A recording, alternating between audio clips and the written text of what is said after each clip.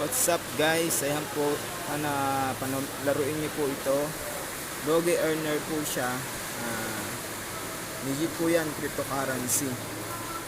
I-wait nyo lang po yung cash out niya ng 21 days to 2 weeks. Okay na po yan. Dapat po meron po kayong Trust Wallet and Binance po. Yun niya po siya maka-cash out. Yan naman po yung wallet niya para makash out niya sa Trust Wallet. Nalaman po guys, laruin niyo po. Okay yan, legit na legit. Wala naman po mawawala, pre lang yan. I-try nyo lang, tinry ko lang po yan.